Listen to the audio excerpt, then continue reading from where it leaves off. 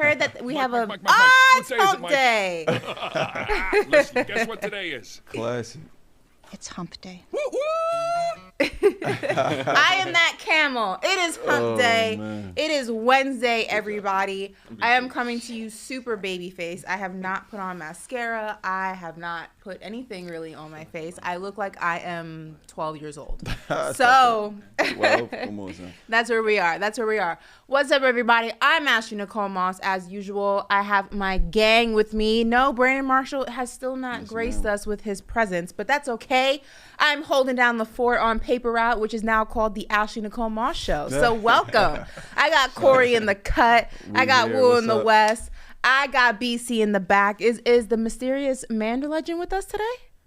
He's remote. Okay, we got Mander Legend somewhere in the world. We got all the homies holding it down on the West Coast. Shout out to JP. Shout out to the whole social team. And we got a full house today. We got D-Jack joining us in the first hour. In the second hour, we got Antoine Walker. It's going to be a cool day because it's hump day. Absolutely. Yo, can we get a shot of D-Jack's shirt, though? That's tough. That's a message right there.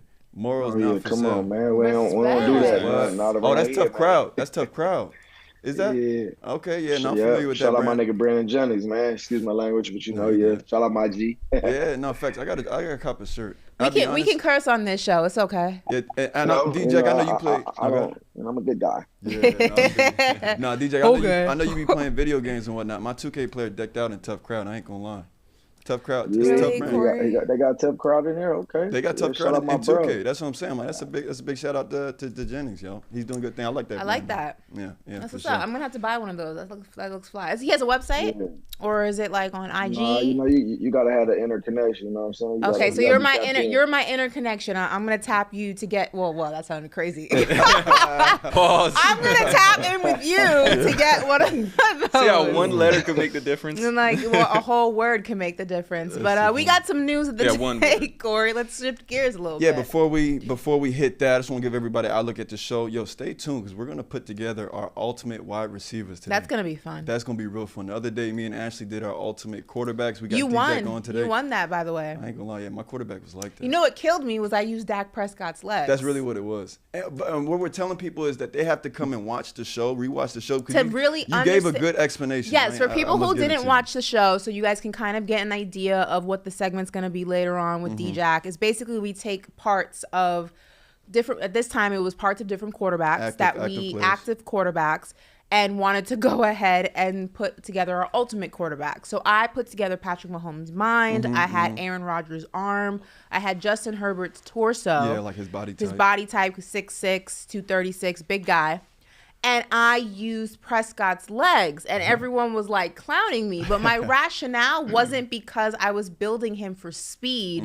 I was building him for strength. Jalen Hurts and Dak Prescott have some of the strongest legs in the NFL, super bulky on the bottom. It's hard to bring them down. That was my rationale, but I still got cooked because you know how the Dallas Cowboys do publicly. So it's okay. So, I can redeem myself today. I feel like I got the best wide receiver today. It's solid, but yeah, like we said, stay tuned for that. And we're also going to talk about Josh Jacobs and what his situation currently is. But yeah, let's start off with some news of the day. So how about this? I want to get your thoughts on this, D-Jack.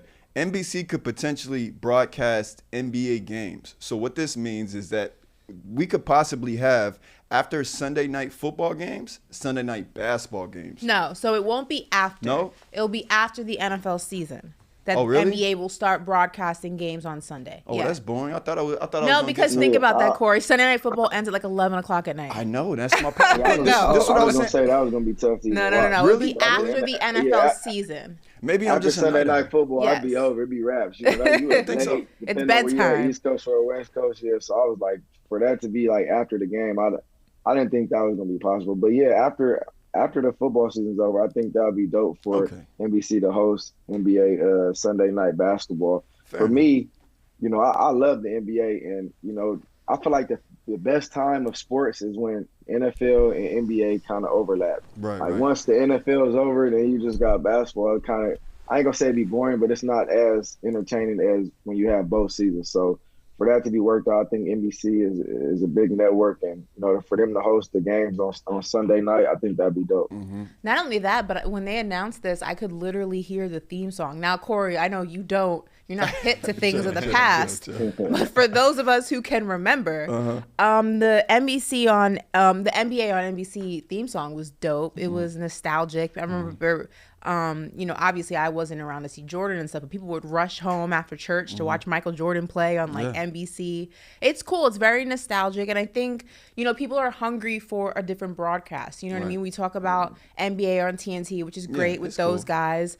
Some people are not big fans of the ESPN broadcast when it comes to the NBA. They don't feel like it's enough basketball talk. It's more like ads and only like 5 minutes of analysis. So this gives people another opportunity to dive into basketball with a fresh crew. And I'm excited. Listen, if y'all need sideline reporters, call your girl. Just saying. Yo, no, but can y'all hear me out though? Because I feel like I'm bamboozled because I was actually, excited at the idea that I could, have some late night NBA basketball right after Sunday night. You're football. watching basketball at 12 o'clock at night on a Sunday till 2 a.m. I feel like it wouldn't be at 11. I feel like they could do something with the NFL. And this is what JP was saying. This is one of our social producers. He's like, why would the NFL? Oh, that's right. Give Take up all advice that from ad JP. money? No. He was on your side of things actually, and I had to really defend my thoughts and ideas on it. So I'm like, maybe they push football up a little bit, maybe to like 7 as opposed to maybe like those Sunday night games at 8. Push it up to 7. And then what are we doing during the regular season anyway, watching like those late night West Coast games? They starting at 10 anyway. So I'm like, find a way to start at a time. Like maybe I'm just a night owl. Maybe but you're not gonna put only West Coast games on that schedule though. Well, what I was thinking was it'd just be like when an East Coast team travels out to West. It has to be a marquee matchup, of course. Like it had to be like Lakers Celtics. But you're still talking about a game that's gonna end at like 2 o'clock in the morning, 1 o'clock in the morning, on a Sunday at that. Look, if it starts at 10 and ends at like 12:30, that's not bad. That's a reason a lot of people don't watch Denver Nuggets games or like Laker games or Clipper in totality. Like from the East Coast, you say? Yeah, like they'll literally only watch the first half because at our time it's like exhausting to watch it. It gives you more of an incentive on a Sunday night, and I want to hear it because what people want to say are people getting ready for work. All these Sunday fun days that people have now. Sunday fun day is a early in the day thing. That's why they invented day drinking. Corey, live on a Sunday. Oh, I haven't done live on a Sunday once I got an actual job. Down here, yeah, right. I know. Honestly speaking. Now, college Ashley would do right. live on Sunday and drive up to, true story, before we move on. College Ashley, I went to FAU's in Boca. Back in the Dizzy, okay, I would party live on Sunday. I was like, in my early 20s, I was a true club Miami girl. I would do play on Friday, dream on Saturday, live on Sunday, and I would do that almost every weekend. It was disgusting. Yo. Which is why when I hit 24, I was like, I don't even want to see the inside of a club. But true story, I would party live on Sunday, and like I wouldn't leave the club until maybe like 4 or 5 in the morning. Drive up to Boca, shower, and go straight to my 9 a.m. lecture class, public speaking class on 0 sleep. Was that like in a big auditorium? No, it was a small class too. It was a class of maybe like 20 people, 25 people. It was one of my smaller classes at FAU, but I would do that with no sleep. Give full-blown presentations, no sleep. I feel like that's something you can only do up to 25. Oh, yeah. If I try to do that now, I'd be it's downhill. Wow. Yeah, you'd be recovering until Thursday. Correct. It would have been bad. It's like a hangover after that. It would have been bad. All right, moving on, guys. Cowboys. Now, this is according to the Athletics' John Machado. Hopefully I pronounce his name right. Cowboys are projecting to sign wide receivers CeeDee Lamb to a deal in the range of $25 million to $30 million per year. Now, the highest paid receiver in the league, Tyreek Hill, he's paid $30 million per year. So just to kind of give you an idea of where that would place him. Now, if he was at the bottom of that range, that's still top 5. If we go through the top 5 receivers right now, Devontae Adams, he comes in at 28 per year. DeAndre Hopkins, 27. Cooper Kupp, 26, and then you got A.J. Brown at 25. You think CeeDee Lamb is worthy of that, D-Jack? Man, I honestly like the young fella's game, man. CeeDee Lamb has came in, and put up some great numbers. Been a big vocal receiver for the Dallas Cowboys. As far as if I think he's worth that $25 to $30 million range, I would like to see a little more consistency from him. I feel like his hands are kind of I wouldn't say suspect, but they're not as consistent as I would like to see. His route running is, I think top tier. For me being a receiver in the league once at a time, I don't like to hate on anybody when it's time for them to get their money. So, I definitely would encourage him to get whatever he's deserving of. But just to put him in that top 5, I don't think he's quite ready for it. But I love his game. He has a lot of upside, and I think he's a promising receiver coming up in the league. So I definitely. I would think he's around like the top 10 receiver in the NFL. I think that's fair enough to say, but that range of 25 to 30, I don't know if he's quite at that point yet. Yeah, it's a lot. It's a lot. What are your thoughts on that, Ashley? I agree in regard to what D-Jack's saying in aspects. I think if he does get that money, it's going to be that word that he said, upside. I think the Dallas Cowboys will be paying him on potential instead of necessarily what he's done so far. I agree. He does need to be more consistent as a wide receiver in various areas. But I think that he does have a lot of potential to get better. I think he will get better. And I think that if he does land in that range, it's going to be because you want to hold on to a talent like CeeDee Lamb as he gets better. And in order to do that, you need to keep him happy. And to keep him happy, you have to pay him. So I think that, is he worth that right now? Maybe not. But is he going to be worth that? Absolutely. So I think that in that regard, you pay him in that range. Yeah. I mean, hopefully we see him prove his worth next season. I mean, he is a dog. Like D-Jack said, let's just see more of it. Let's just see some consistency. So, I hear both of you guys there. But moving on, number 1 pick in the NBA draft, Victor Wembanyama. He's been in the gym. We got a clip of it. And believe it or not, he shares the same trainer as an NFL star. I know we got those clips for you guys. It's pretty impressive. He's doing some good stuff. And he's skinny as hell. Super skinny. That's the only thing. Look at the size of his workouts, feet. Oh, my God.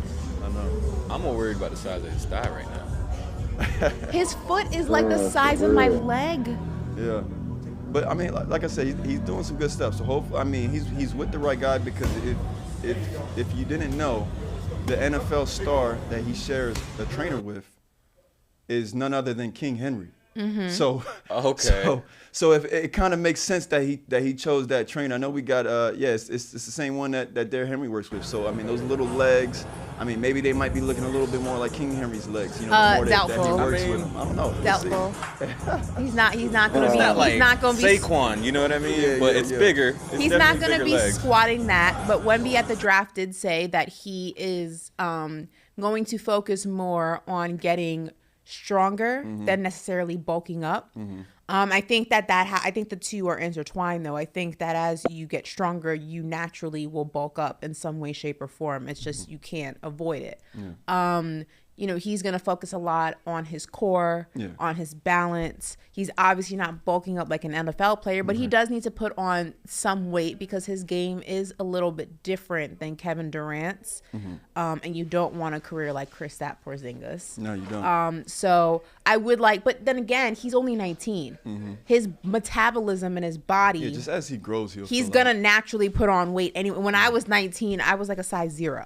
So now I'm not. Now you're a 1. No, I'm not a 1, but thank you. I think, and you guys can speak to the same. When you were 19, I'm sure you were a lot skinnier than what you are. Your body just changes. So yeah, it might be a little different with football players, though. I don't know, because 19, I was actually pretty big at 19. Oh my God, it's different. I mean, it's different. Everybody's different though. Yeah. I might be the same size as 19 right now. Yeah, which is fascinating because you don't work out. Hey, but I maintain this body though. But yeah, I mean, to be honest, like Wemby, to your point, Ashley, like he's gonna be in the paint a lot more than somebody like a Kevin Durant, right? So he's gonna have to at least put on something. Like I'd like to see at least 20 pounds, maybe in the next year or two. That'd be great. Maybe is that too much? 20 pounds? 20 pounds in a year? That might be a lot. Right? What's his weight right now? Yeah. What? Hold on. Yeah. How much does he weigh? I got him weighing in right now at 209 pounds, but he's 7'4". Yeah, that's what I'm saying. He's 209, but it's stretched out to 7'5". That's like 180. Right. That's like 180. It's tough, man. I would say 2 to 3 years to put that kind of weight on. I would like to see what he does with Embiid down there. Embiid gonna punk him. That's what I'm saying. Like it's gonna be He's scary. He's gonna get an elbow in his chest like Kevin Garnett used to do. Right. And I mean, right in his chest, he gonna fall out. Yeah, and then being in the West, I mean, the West might have some bigger and better big men than the East. Because I mean, off the top of my head, I'm thinking Jokic, I'm thinking Anthony Davis. Like those are all centers that he's gonna have to see. And Steven Adams, oh my God, like, hey, Wemby. I'm glad he chose Derrick Henry's trainer. Yeah, that's smart to go train for NFL. Yeah, You're doing the right thing. Right. You might need to take a year off just to train. Yeah, not for real. Y'all be nice to Wemby. I don't like how you dissing my dog. I'm just saying. I hope he pans out. But that's why he does have a shot. You know what I'm saying? So he's capable of really, maybe buying himself some time in that department. And do you think though? Because he has such good handle that like it almost feels like sometimes he might not be in the hole, right? Like well, that's nowadays, what I'm saying. That's what I'm saying. I think. Like big men aren't really in that anymore. They go out. Greg Popovich isn't going to be allowing him to just pull threes. That's just my opinion. I don't think he'll even allow him to have the ball in his hand for that long. Like I don't think he's going to have the ball in his hand per se. They might call plays for him and whatnot because he's going to be the man. He's going to be their guy. But no, I don't know. I just see him in the paint. I see him in the paint primarily. Just at least earlier on in his career, just so he can establish himself, feel like get a feel for the speed of the game and whatnot, the physicality of the game. I mean, let's think about it this way though. Remember how skinny Giannis was when he came into the league? Yeah. Now he's a tank. Yeah. Like now they're skinny. super diesel. So I mean, he has time. Yeah, but he'll be all right. Were they this skinny? He's 19 too. He's pretty young. Yeah. No, we'll see. All right, moving on, guys. I don't know if you saw this, but Leonard Fournette, he's okay. But yesterday on the highway, his SUV caught on fire. I know we got like a little short clip of that. It's crazy, right? Like, what kind of car is that? I think it's a Dodge. What do they call it? Dodge Durango. A Durango. I can't even see the label. Yeah. And he used to train here too, man. And he used to come to the facility in the look same like car. Dodge Durango. It's unfortunate he had those 4Gs had to go though.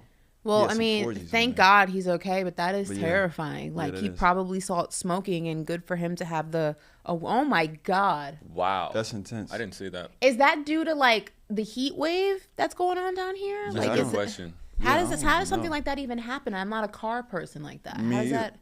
I mean, I wish I had an answer for you because he said it was while he was driving that his car. So was it the heat, the heat of the heat wave mixed with like the heat of when you like drive your car and the engine? Like, how does that even happen? Because it's not like it's some old vehicle where he probably was doing some work on it at home. That's what I'm saying. You know what I mean? Like, this looks like a fairly new vehicle. So. And it's not an electric car. So. And it's not an electric. Oh, well, I don't know. Well, good thing that he's okay. But moving on, y'all, I wanted to get y'all's thoughts on this before we get into football. BET, we know we were talking about the BET Awards on Monday. Yesterday we had a recap of the Timberland episode and whatnot, and with it being the 50th anniversary of hip hop. But BET exploring bringing back 106 in Park. That was such a good time period of my childhood. I think it's what the culture needs. How y'all feel? Yeah, I definitely feel like the culture needs it, man. 106 in Park. I grew up loving the Freestyle Fridays they always had. When AJ and Free first started off, then you had Roxy and TJ, and then you had Keisha and Lil Bow Wow. Mm-hmm. For me, back in the day when I was in my prime and I played in the NFL, I used to always go and host it. Sometimes, they had an athlete of the week come over, and I built a great relationship with 106 Apartment. I always had a lot of fun, obviously with the culture. And, loving rap, so for me, I think the culture needs it. I think the past, 5-6 years of it being away definitely changed a lot. So, yeah, man, we need to see artists get back on there and, absolutely, and have some Freestyle Fridays and perform live and, live on stage. That, like, all that stuff used to be it. It used to be the way, man, for sure. Absolutely. I feel like it's been a decade since we haven't had 106 in Park. It's been a while. Yeah. It's been a while. I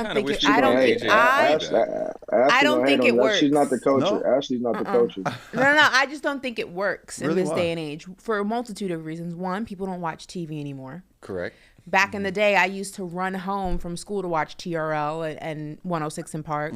That's not the vibe anymore. Yeah. It loses its same effect if it's on streaming, because the whole thing was it happened in real time. Yeah. And also, artists don't put the same budgets behind their music videos as they did. Now it's like they sometimes don't even release music videos for their songs, and if they do, it's like them in the club with a like. I gotta stop you though. The big artists still are doing the videos. The big artists do. Mm-hmm. The big artists do. So I mean, because they have the most budget, but you're not going to see a Taylor Swift music video on 106 and Park. It was supposed to be for the culture. She's not the culture. That's my point.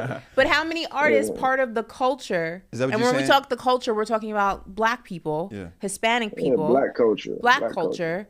How many artists are big enough to have a Beyonce budget behind their music videos? A lot of them don't. A lot of them drop their videos on World Star or YouTube, and they're very like guerrilla style videos. They're not very much. They're not full blown productions like they were back in the day. The money's just not the same anymore. I was gonna say, did anyone see the Joyner Lucas and Rotimi video? It's a great video. That was hard. That shit was hard. Fantastic. I would need Joyner Lucas 1 through 10 type of videos for me to actually pay attention to this. Yeah, I guess that's the problem. It's just not enough artists. There's not enough artists who have that kind of a budget anymore to do those videos. Right. I mean, I honestly just don't think there's not enough music videos. I feel like music videos was more of a thing that people were doing back then. I feel like there's actually I'll tell you, like, 106 and Park was the reason I fell in love with Chris Brown. True story. True story. Actually, you might need to go host it. I mean, you could be a good host, yo. Okay. Well, that's what I wanted to ask y'all too. Oh, go ahead, finish. But no, like this is the truth. When I remember when Chris Brown's Run It video premiered on 106 and Park for the first time, I was in my kitchen after school on this little TV that was on the counter in New York and where we lived, and I remember sitting like eating like a snack, and they were like, "Now premiering the world premiere of Chris Brown's Run It." When I tell you, when this boy appeared on my TV screen, my jaw dropped. It was your first time? It was my first time. I mean, you heard the song on the radio, but it was my first time seeing him, and my jaw dropped, and I was like this. But you had light skin shot. It was in that. That's a true story. Ever since then, I had posters on my wall, like that same like vibe. I just don't feel like you can recreate that era. But do you think this generation's teenager would I don't even think they would care. No, because they too in their phones. They're too on TikTok. They're not caring about world premieres of videos. I'll tell you what, there's hella straps in videos nowadays too. That too. I don't know. Yeah, they just be holding them. I don't know if that helps. I'm here for 106 and Park, even though Ashley and I'm here for it. I am here for it. You want to host it? D-Jack, vote. You want to host it? You and I can host it. We'll be the new AJ and Free. I think you got to have AJ and Free back. Yeah, I was going to ask y'all, who do y'all think would be the host? Me and D-Jack, we're going to host it. Yeah, you and D-Jack? Yeah. I think AJ and Free kind of is, they're away from it from a while now. I don't think that's the same. You need some new energy. You need some new faces. You know, you got to spice it up a little bit. Mm-hmm. Yeah, you think they'd go like the comedian route too? You think that there's like some comedians on there? It doesn't have to be funny though. That's the whole point. Like 106 and Park wasn't purposely funny. Well, that's what I'm saying. I think nowadays to grasp like the audience that they would be tending to, it might need to have like a little bit of humor in there. I wouldn't bring back Terrence. No. I seen some people say Drewski. I see some people say Drewski should be I can see Drewski doing it. 106 and Park. I'm like, I don't know nobody would take it serious. But then again, he do numbers though. He bring the people to what they putting out. And he could have all his artists. Could have been artists. Yeah, right. Put all his artists on there. That'd be funny. It's gonna be a whole lot of Jack Harlow on 106 and Park. Yeah, right. That's too funny. All right, let's get into some football though, right? So at the top of the show, I had mentioned that Josh Jacobs, he has a situation going on with the Raiders. The Las Vegas Raiders placed the franchise tag on him for $10.1 million in March, but the two sides have yet to agree to a long-term deal, of course, because that's what Josh Jacobs is seeking. Now, according to Tom Pelissero, there's a great chance that if no deal is met in the near future, Josh Jacobs may not show up to training camp, right? And likely the first game of the season. So if we go back in time, this was on the 20th of this month. Josh Jacobs, he says bad business. And then if we go back even a little further to the 1st of this month, on this very platform, on this show, we had a conversation just about the running back position and just how it's disrespected and undervalued. And look who quote retweeted that, Josh Jacobs. So, I mean, this has been his energy, it seems like, all the month of June. So it doesn't surprise me that we get this update, right, Ashley and D-Jack? Like, I think there might be a possibility that he holds out. But D-Jack, I want to ask you first, what do you think the chances are that happens? Man, I think they're likely, man. Josh Jacobs, man, I played with him 2 years ago. man, and that dude is special. He's a special player. I was intrigued about how hard he works. I was intrigued about, how he's able to catch the ball out the backfield, how he's able to hit the holes. What was the game? I think it was the game last year when they played Seattle. Single-handedly, he had like 333 yards on the ground. And Right. it's just like, for him to kind of continue to, blossom and kind of continue to, set the mark at the running back position. I think, if you look at the NFL and you look at top running backs, I think he's definitely in that class of running backs. So for me, for some reason, the Raiders are always in the news for kind of not really taking care of their guys. They splash here and there for getting free agent players, but when is the last time even Derek Carr, they took care of him, and it took a while for them to kind of do that. But you don't really hear so many guys being taken care of as far as the guys that's in the organization. And I would definitely think he was one of them guys you would take care of. He was drafted there. He came from Alabama, and he hasn't really had too many injuries. I mean, he's had a few here and there, but majority of the time he's present and he's in the games. And I think he's definitely deserving of a new contract. 10.1, I definitely don't think that cuts it. For him, and I definitely think he needs to be somewhere north of that, 13 to 15 million a year. And I know that running back position is definitely hard, but I think he's definitely deserving of it. Absolutely. Ashley, what are your thoughts? What are you doing if you're the Raiders? If Brandon Marshall was here, he would tell you exactly why this is happening with the Raiders. You already know the two words that he would say. But yeah, I think that it's unfortunate, and we're gonna be coming across this problem often when it comes to running backs. The unfortunate reality is that the league has changed. It's more so ever than before a pass first league. So you're going to have running backs who can also be wide receivers prioritized before more of traditional running backs. That's not to say that every running back is replaceable, but in the minds of franchises and organizations, they're not willing to pay hefty price tags for running backs that may be intricate parts of their offense, but also a thing of the past in terms of the direction the NFL is headed. It's unfortunate. It's disrespectful because it's been going on way before I feel like the league changed. At one point it was a run first league. That's why you saw a running back like Ezekiel Elliott get paid top dollar. But I still think that even with that situation, there were so many cases of running backs still not getting paid, even though they were intricate parts. Now it's going to be even harder because it is a pass first league, like I said. So it's unfortunate, but I don't really know where the middle is, because specifically with a team like the Raiders, let's be honest, they're rebuilding. Yeah.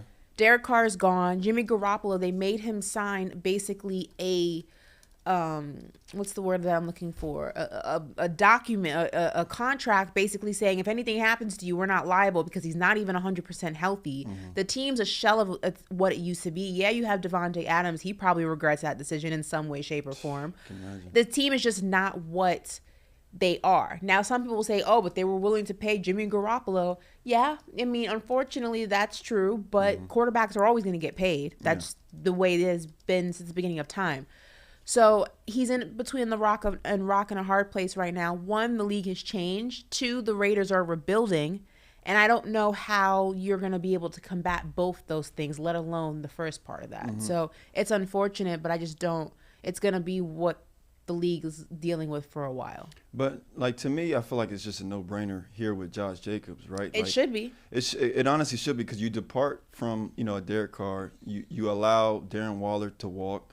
Now you're only left with Devontae Adams, and you're considering not keeping the leading rusher in the NFL in Josh Jacobs. But look at what you just said. You let Walker walk. Derek Carr is gone. You have Jimmy Garoppolo. You made him basically sign a waiver saying if something happens to you, we're not liable, because he's not 100% healthy. Your team is a shell of itself. So Devontae Adams, you already paid him. So you're already in that situation.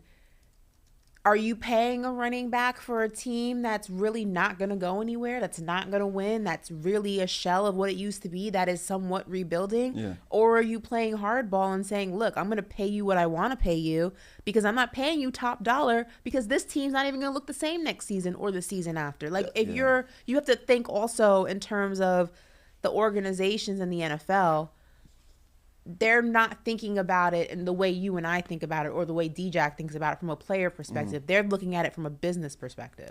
Yeah. I mean, I guess you make a point because, I mean, at this point, you're putting it all on your quarterback. Sorry, Waller. I called him Walker. My bad. All good. But like, he's a giant. That's why she did that. I mean, you got to have some sort of strength at this point, right? Like, is it going to be your run game? Is it going to be your passing game? Because you're not even balanced if you let a guy like Josh Jacobs go. You're going to be struggling in the passing game. You're going to be struggling in the run game. So it's just like you don't help yourself by not paying Josh Jacobs. Like, at this point, you're showing me that you guys just want to tank at this point. Like, what? I mean, duh. Is that what you're saying here, DJ? I mean, honestly, it's definitely important to have a run game, you know, especially when you have a receiver like Davante Adams. Yeah. You let your quarterback go. You got Jimmy Garoppolo coming in from Frisco.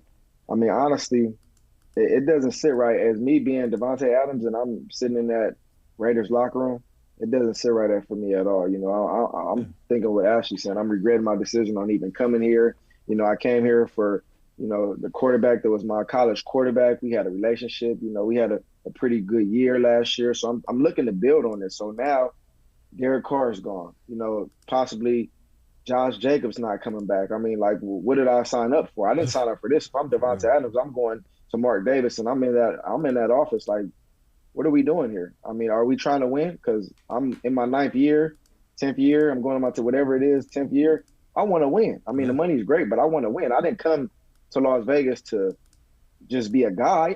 Right, you know, I'm Davante Adams. So in my eyes, I mean, a running game is huge. To have a number one receiver in the NFL like a Davante Adams, and to not have a running game, he's going to get triple team. That's they can put 4 people on him, and you have no running game. So it's just mind-boggling to even see the things that are going on over there in Las Vegas. Yeah, because what can you honestly do in the pass game if I you hear have y'all. no run game at all? I hear y'all. I agree with y'all 100%.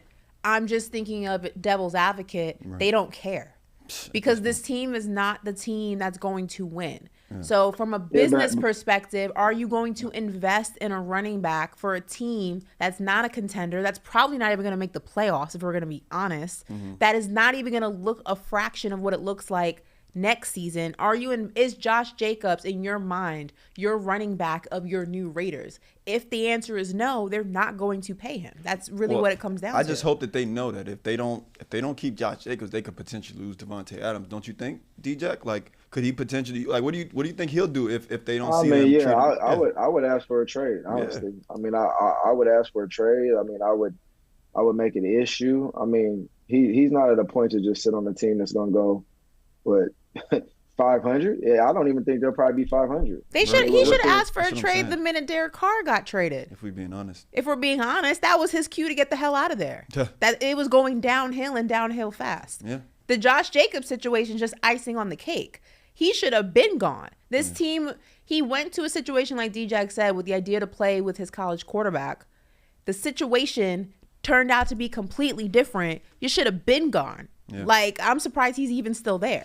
I mean, and on that note, it's like, you hope that Josh Jacobs get what he deserves, but maybe what he deserves is like another team. I don't know, another team and like just a new look. And the same with Davante Adams. But, we'll be following this, situation closely, obviously. But we were talking about Derek Carr, and I think that's a good segue into our next topic. Derek Carr, he admitted that he was very upset with the Raiders after benching him late last season. This is what he said. He says, "I was, for lack of a better term, very upset. I was mad. You spend 9 years in a place, you have all of the records, and you can play at a high level. And for something to get in the way, whether it was whatever reason, money related or whatever injury related, I would have said I don't want the money just to play 2 more times in front of our fans." And I guess he's referring to just 2 more seasons. I didn't get that opportunity, so it definitely lit a fire inside of me to keep going. I'm confused by that quote. What part? Is he upset that he got benched, or is he upset that he got traded? I think he's upset that he got traded. Oh, okay. Because him getting benched, I mean, what was the alternative? Like, he was not playing well. Yeah. I mean, I think it was a combination. No, actually, I said he was referring to 2 more years. He was referring to, like, the 2 games at the end of the season that they benched him for. That's what he was referring to. But, I mean, I think it's just a combination of just everything that happens. So he wanted them to say, you're stinking up the joint, but we're not going to bench you? I'm confused on what what he I think wanted to do. I think my take on this is coming from a guy like Derek Carr, who's been in the organization for, what was it, 9 years? He played 9 seasons there. Yeah. I think he's more in the sense of, I've been here through the bad times, the good times, the rebuilding times. I've been loyal. I've been playing through injuries, this, what, that, not. You know what I'm saying? So for him, I think it's more of a loyalty thing. It's more of what I did for you guys and what you didn't do for me. I don't think it was anything else but to say, I was playing bad. I've been your guy. Like, just let me finish out the rest of the games. Even though, Ashley, you are right. What are we doing that for? You're stinking it up. And as a coach, I got to pull you. But for him, he's just more like, well, you guys could have just left me out there. Where's the loyalty out? Where's the loyalty at? And, I think it's more bitter. But to talk on Derek Carr a little bit, because I think a lot of people don't really understand. Derek Carr almost is at the ceiling. And the reason why I say this is because he's maxed out. I don't think you don't really get too much more for Derek Carr. I mean, coming into the Raiders in 2022 when I came there, when I got traded from the Rams, he was one of them guys where he's definitely a leader. He definitely works hard, but it's just like, I don't think he really has, he doesn't have the through the roof type of personality where it's like, if I'm under pressure, I'm almost going to fold. Like, I'm not going to sit in there. I'm not going to take a hit. I'm not going to do the extra unordinary. You know what I'm saying? So I feel like he just caps out. So at that point in time, I felt like the Raiders knew that they was moving on, and he was more looking at it as, you know what, where's the loyalty? I've been your guy. I've been here through everything, the thick and the thin. It's like, y'all could have just let me play out these last 2 games. And I think that's more of the conversation. And when he went and to basically go in the media and say he felt the way he felt. Well, first of all, correction, he wasn't traded. He was released, right? I don't think he was traded. I believe he was released. So I misspoke on that. But the loyalty came from that they didn't bench him sooner. Like, if we're being honest, like, they should have benched him sooner. They showed love? They should have benched him 4 games earlier than they did. Like, if we're being honest, it's just, I understand the whole loyalty thing. And, I've been here through the thick and the thin, but he was part of the problem of why that season was disastrous. A big part of the problem. So you gave him carte blanche in terms of not benching him earlier, the benefit of the doubt of allowing someone who's been within your organization for X amount of seasons to maybe work through the kinks. And I'm somebody who believes in that. I don't believe and that was one of the reasons why I was so upset that the Miami Dolphins would do that with Tua constantly in his earlier days with the team. Every time he made a mistake, they bench him and bring in Fitzpatrick, which I thought was hindering his development. You have to go ahead and give your QB1 some wiggle room to make mistakes and to go ahead combat those mistakes in real time. Otherwise, you're hindering their development. You're hindering their confidence. So I agree with that. There should be a level of What happened, D-Jack? No, I was gonna say too, because I had to mention that. But you have to remember too, he got his deal redid. They didn't really want to do that deal. I know. When they gave him all that money, it was like some language in there that they could get out of it. That's how they was able to get out of it, because if he didn't play good, that they could because I think it was like 150. It was a crazy number that they didn't even really want to do, right? And when they did it, you got to understand already.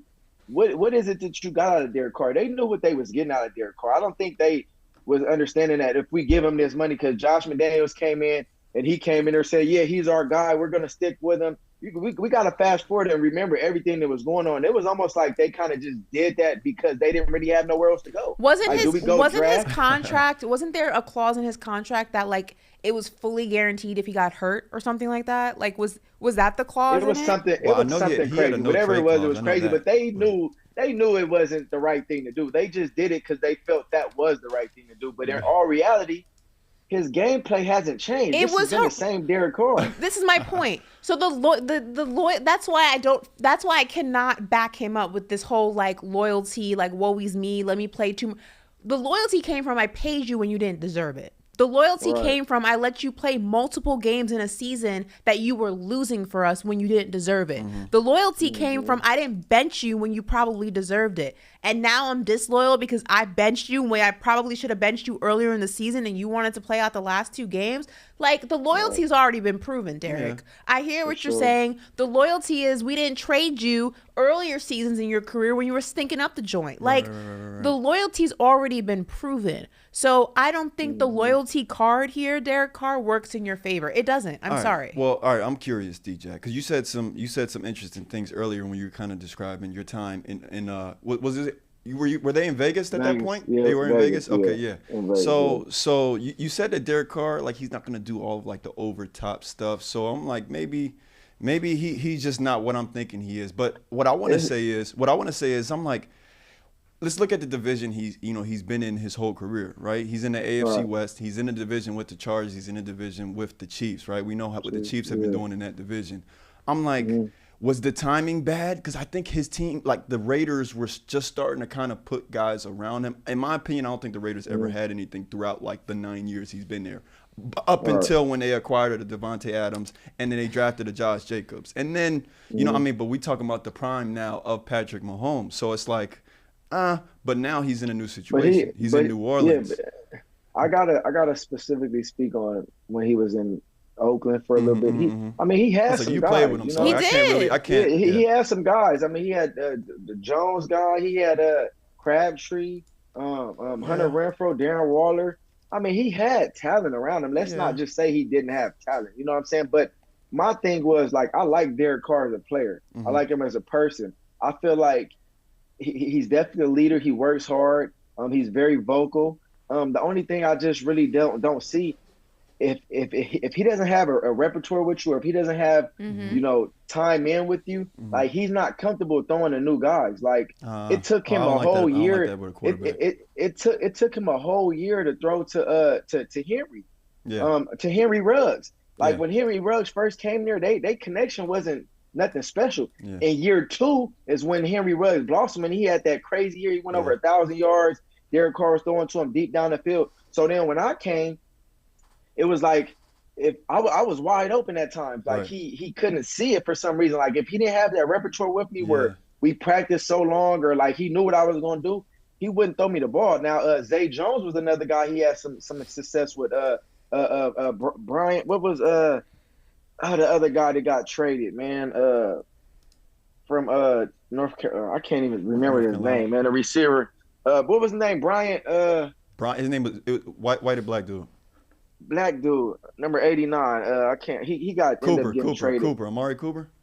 No, Amari Cooper too, but there was somebody else last year before they Raiders with Derek Carr for a little before bit. they traded him. But my point is, I mean, if he didn't see you and like had that repertoire with you, that he knew what you was going to do, it was just like he couldn't get you to rock, man. And just for me, there was a few times where in pressure, he just wasn't really comfortable. Like, if there's guys on his feet, like, when I say on their feet, like, so a quarterback like Tom Brady's, Aaron Rodgers, if they have pressure, they're going to sit in there and take the hit to make a throw.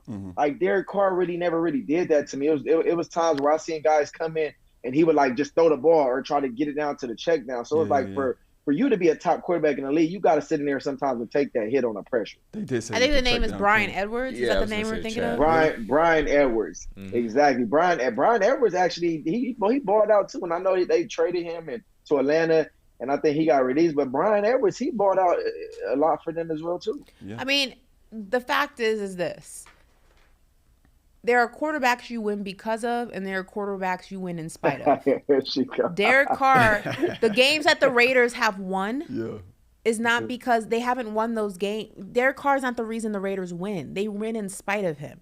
And that's what the situation has been for a lot of his tenure with the Raiders. I gotta disagree though. Some games he's won because some games, but for the majority, if we're doing the math, the percentage of the time the Raiders win is not because of Derek Carr.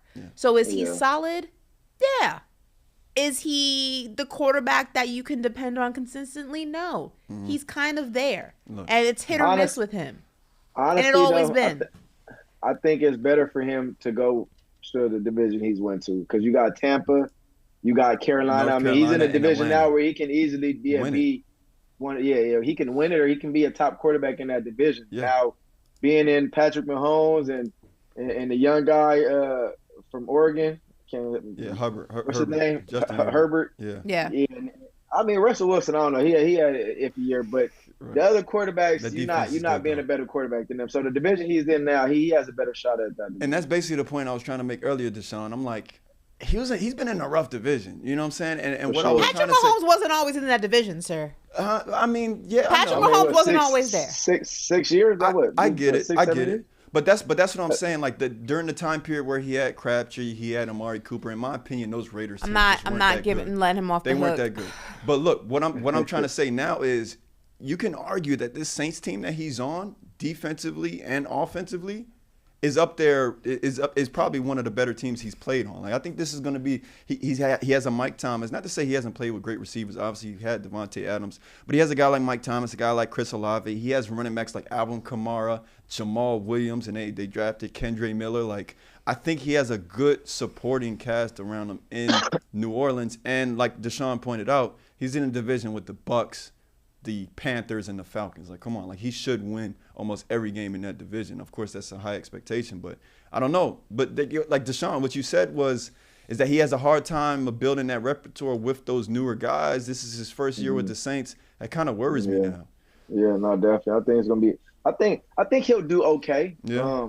I think honestly, I feel like they have some receiver talent over there, and I think Derek Carr has probably been putting in the work this offseason to kind of get in good deeds with with the receivers and spend that time. So I don't think it was going to be a crazy year that we seen him throw maybe over 4,000 yards. I don't think that will happen.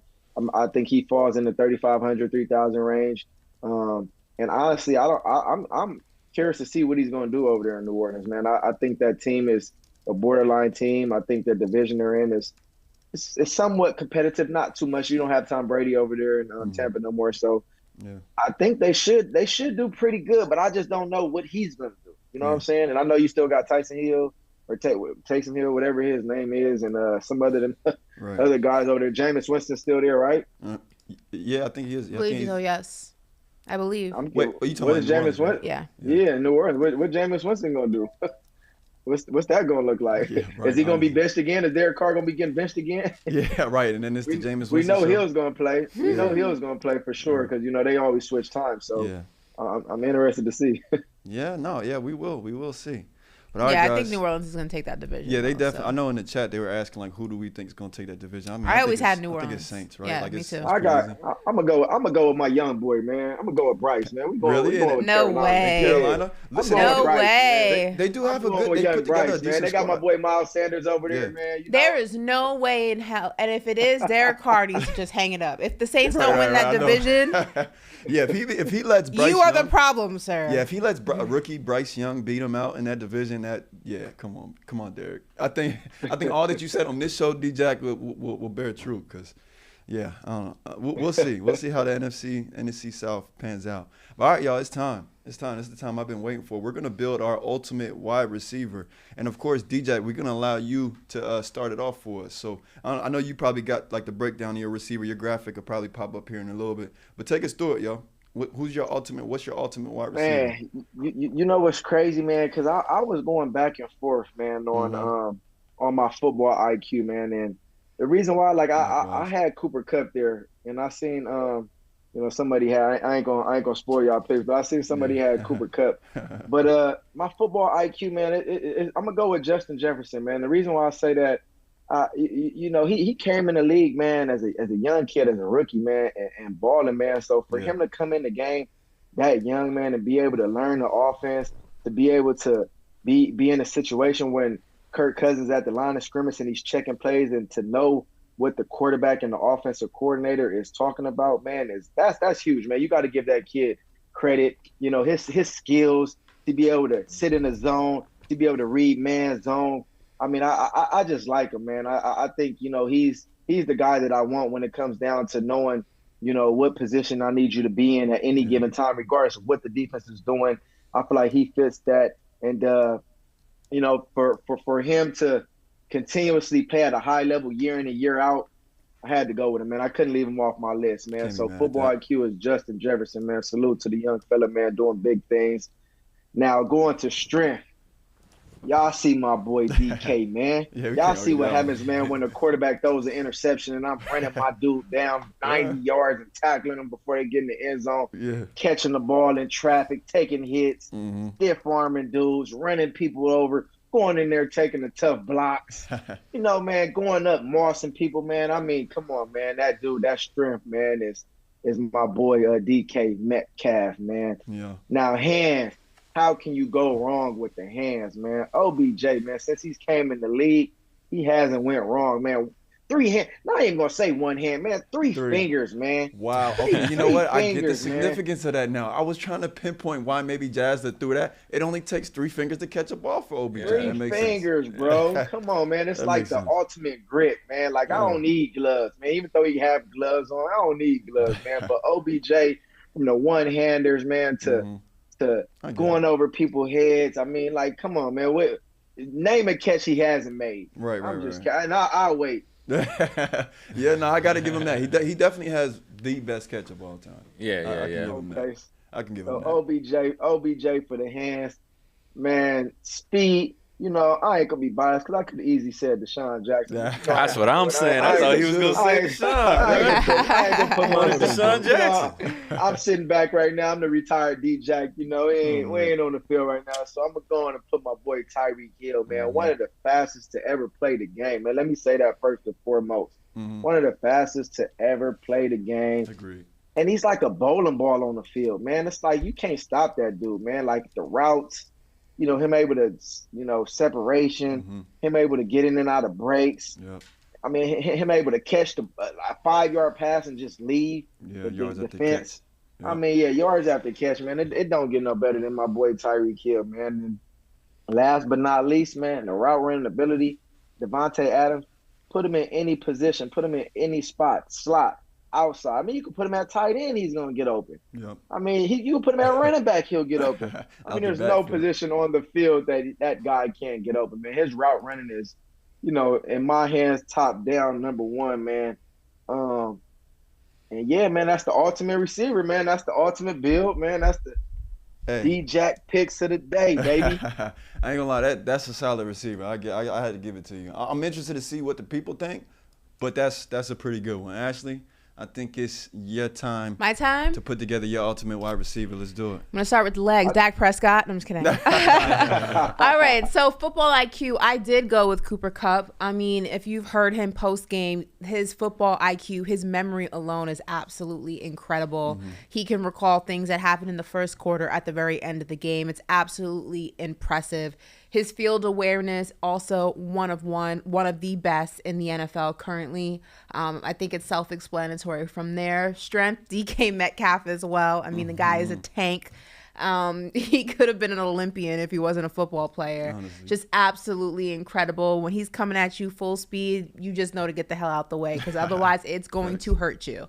Hands, D-Hop, baby. The best hands in the NFL currently. I hear what you say about OBJ, but DeAndre Hopkins does not OBJ? Drop passes.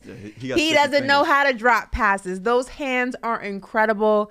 Probably some of the best hands I've ever seen on a wide receiver. Yeah. And it doesn't look like he shows any signs of slowing up. Some of the passes that he's able to catch are just unreal. The things that he can do with his body. Just can we ask insane. Chat? I'm not trying to interrupt you, but go can ahead. We ask Chat real quick who they going with? OBJ or okay, listen, Chat. Just real quick. Chat, hands. Who has the better hands, DeAndre Hopkins or OBJ? Go ahead and put your pick in the chat, and we'll have Wu tally those up. Speed, I'm also going Tyreek Hill, the cheetah, fastest man on the planet. If you ask him and Usain Bolt need to go ahead and race. I mean, it's just absolutely incredible watching him get off on a pass. It's just insane, the speed that he runs with, the tenacity that he runs with. At times it looks like he's gonna go lose gas, but he never seems to do so. Also, the way that he's able to cut with that speed is actually very impressive as well. It doesn't always have to be in a straight line, which is one of the also more deadly things about Tyreek Hill's game.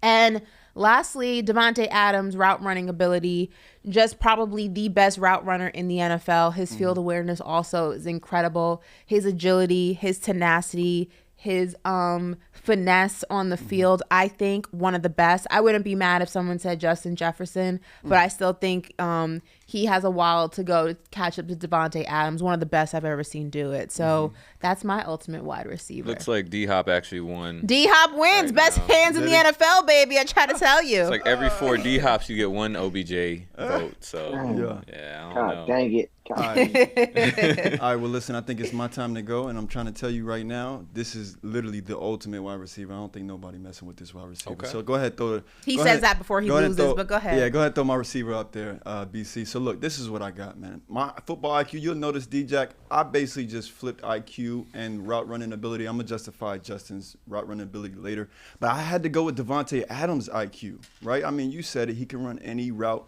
on the route tree, but he knows concepts. He knows how to find the open space on the field, right? But what stood out to me is, I don't know if you remember this, Ashley, but in his interview with Brandon Marshall, he said this, and I had never looked at it from this perspective, D-Jack. And I mean, you're a great, but you probably have, but I had never heard anybody actually, put it in these words. This man said that when he runs routes, let's say I'll give you a hypothetical. He said if he were to run a slant route and that DB played him right, he's banging it out on the whip just so a DB never knows or never feels like he covered him on a route. Every single route he ran, he felt like he wanted to make the DB think that he was losing on every single route, even if he did play him right. And I just thought, I'm like, you know what? That is just one of the smartest things I ever heard from a receiver. And again, DJ, so you saying he's making up routes? He's making up routes if he didn't get the ball. You know what I'm saying? As soon as he saw he didn't get the ball, but he got locked, and I'm sure it's not happening often. He breaking it around just to get into the DB's head. I really like that, so that's why I had to go with. Yeah, but that you can hurt your quarterback in that sense too. I hear you and I understand, but that can be dangerous too, though. It can, but hey, if you ain't Davante Adams, you can get your ass cussed out. Hey, no facts, which is why I ain't never really do that. But if it works for Davante Adams, but if he can be on the same page with his quarterback and be able to get into the head of a DB like that, it's admirable to me. So I got Davante Adams for football IQ and strength. I got AJ Brown. What they call him? Don't they call him Swole Batman? I got Swole Batman for strength. He's 6'1". I ain't mad at that. Yeah, he's 6'1". He's 225. He running right through you. He running around you. I mean, he's capable of anything on the field. His run after catch is very underrated. I'm going to go with A.J. Brown for strength. And D-Hop, yeah, I got to go with D-Hop with the hands. His hands, sticky. He got sticky fingers. Sticky fingers, He's the only, I think I read somewhere, he's the only receiver to go an entire season without a drop. And among active receivers, he has the lowest drop rate. So I had to go with D-Hop. But I ain't gonna lie, D-Jack, that OBJ pick was solid. That was solid. And speed, I figured both of y'all would go with Tyreek Hill, so I wanted to switch this up here. How could I not go with the dude that has the fastest 40 in NFL history? Can't be mad. 4.21. He has the fastest 40 in NFL history. Nobody's running 40 faster than him. If John Ross is still playing, I'm going with John Ross. That boy is moving. He just got signed, though. Who did he get signed? Yeah, he went to Kansas City. He in Kansas City. Kansas City. They just read up on some speed. They got rid of they had to part ways with Jet. Miko. Yeah, with Miko Hardman. McCole Hardman he went to the Jets, so they just reloaded with John Ross. That's actually interesting.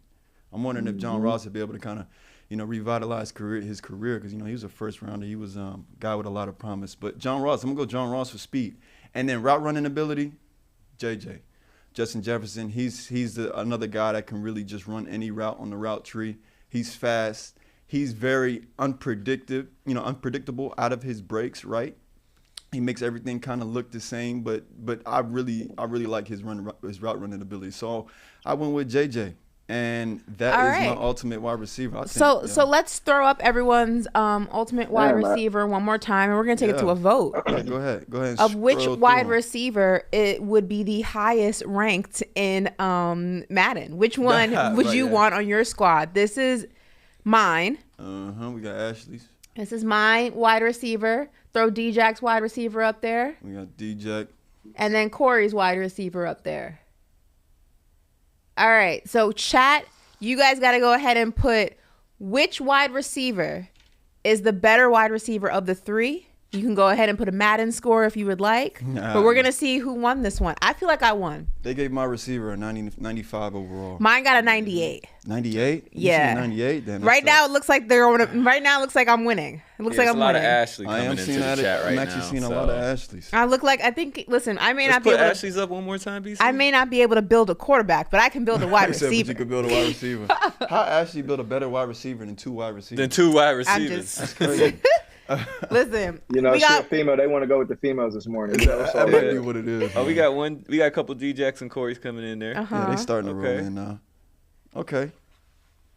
Oh, we got a long explanation. I give it to Ashley Nicole Moss because of the Cooper Cup IQ. I'm winning. I got a 97. I got a 98. D-Jack's got a 94. Oh, someone gave D-Jack a 99. And Okay. Corey. I got my 99. I'm part of the 99 club as well. Mm-hmm. We got a core. It looks like I'm winning. We might have to do a poll because it's actually looking like We might everybody's have getting to a do good a amount poll. of Yeah, Yeah, I pull think a we do a poll poll on on IG, this. man. Throw it up. Yeah, We're gonna do a poll on IG and Twitter. IG and Throw Twitter. the IG poll, man. It looks like I'm winning though. This might be a good poll because, like I said, I'm seeing a lot of D-Jacks. I'm seeing a lot of Corys. I'm also seeing a lot of Ashley. Okay, we're not gonna exaggerate. It's not a lot of Corey. You know what I'm gonna do though? What's I'm up? about to hit on y'all because I can't let Corey, intro me out this time. I'm gone this time. You remember that last time? You gonna give yourself your own outro. Hey, I appreciate promise you, y'all, D-Jack. man. We changed his batteries. I promise you. Yeah, I know. I've been doing good this I don't know if I week. want to go through that again, man. Bro, I Read didn't know what the that. hell- Bye, D-Jack. Hey, DJ, man, Twan, what up, OG? we What up, appreciate baby? you, dog. What it do, man? You all right? I had to get on, man, Yes, sir. before it get crazy. Before it today, get man. weird, huh? Hey, that's too funny. All right, DJ, man, we All right, appreciate you y'all being be on, no cool. boss. Hey, for real, bro. I ain't gonna let him do it to me this time. I intro myself. Intro, go. I'm dead. All my right, man. go. Y'all be cool. All right, boss, take Bye. it easy. Appreciate you. Yeah. That's too 100. funny. But yeah, no, we definitely going to see what the results are on those ultimate wide receivers. But yeah, I think we got Antoine on. Antoine, how we feeling? I'm good. There you go. There he is. Yeah, I'm good. Yeah, we're going to get into some basketball talk and whatnot. So, first topic, though, for us, I don't know if you saw it. I want to do if we ever do a paper route after dark, I want to do a drinking game. Every time Corey says whatnot, take a shot. Oh, man. Oh, she put me man, out we're going there. to be twisted I by said the end what of the not? show. I say what not a lot? Twisted. Oh, man. Twisted. Oh, We- can we do shots of water? Y'all telling me now on air? You supposed to tell me this before the show, after the show, that I be saying whatnot? That's too your much. safe It's crazy. word, whatnot. Is it? Well, it won't be any longer because you're going to stop hearing it now. No, we're gonna hear it again in like We're 10 hear it again minutes. for the end Are of the you? show, for No, sure. I'm going to try. I'm going For to try sure. really hard not to say it. And I'm not. Drink. Here you go. Antoine, 76ers. Forward Tobias Harris addressed it trade speculation because his name's been coming up a lot. He's been tied to several teams. I know like the Lakers have been tied to him, the Jazz, the Suns, the Mavs, and whatnot. Oh, there we go. That'd have been a drink. And whatnot right there. He How felt long did it. he last? That'd have been a That was drink. about 20 seconds. 40 seconds That max. wasn't even That's 40 crazy. seconds. That's not. That's bad. Damn, bro. I know, right? They got me, Antoine. Let me read this quote from Tobias, though. He said, "Casual Sixers fans, they'll trade me for a crumble cookie." Disrespectful. At the end of the day, they have to realize they're not getting a 6'9" forward who can shoot damn near 40% from three, guard the other team's best player, shoot, post up, and drive. And then the last point he made was that he also is going to give you 70-plus games per year. What are your thoughts on Tobias Harris, Antoine? Do you think the Sixers should keep him? A crumble cookie is nuts, though. I actually had I crumble mean, last night, by the way. when he starts making comments like that, I don't know if he should keep him because obviously internally we know who he's referring to about games played. You can't be talking about the MVP like that. So that's first of all. So that's the first way to get your way out the door. And then I just think is the fit right? I mean, is this the right fit for him? I like Tobias Harris. I think he's a guy can play the 3 and the 4. Like he said, he can shoot the 3. He can make some plays off the dribble. So I do like him. So he'll help any team, especially a team with a true center. So he's a good fit for Embiid. But obviously, it's something probably going on internally within the locker room, and stuff is starting to come out. It's funny how when the head coach gets fired, everything starts to come out. So when you see Doc going now, you see guys now talking about their roles, and you never know. Usually when a coach takes over, we don't know what Nick Nurse has said to him coming in, what his role is going to be.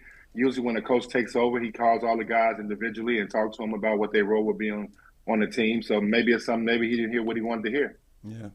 Ashley, what's your thoughts on Tobias Harris being the second highest paid player on the Sixers? He's overpaid, respectfully. Looking at his stats, I believe these are from last season. Mm-hmm. I think I got his points per game. He averaged less than 15. So he averaged 14 points per game in the regular season, 5 rebounds. Then come postseason, it bumped it up 1 point, 15.3 points per game, 7 15 rebounds. points in the regular, 14 points in the regular season and 15 points in the playoffs for a player who's making $40 million is unacceptable. Yeah. Let's be honest, it's unacceptable. Yeah. And no, he just. And I'm not even. He's just a free agent at the right time. That's what, no, but no. I'm not. Listen, whoever his agent is, whoever's in his team, did their job. But I'm saying in terms of money and return, it's unacceptable. Also, I'll say this: it's not even the stats don't even give the full story because you have 14 points in the regular season, 15 points in the postseason, but they're empty points. And what I mean by that is that they don't really affect the game. You're getting points, but they're not really at the times that you need them. You go missing at the times that the 76ers need you more often than you're present. So, you have a stat line of 15 points averaged in the postseason, but it's an empty stat line essentially. So, he's overpaid for what he contributes to the team. Mm-hmm. And I agree with Antoine. Like, you can say a lot, but you can't say anything about Joel Embiid, if that's what you were trying to imply. Yeah.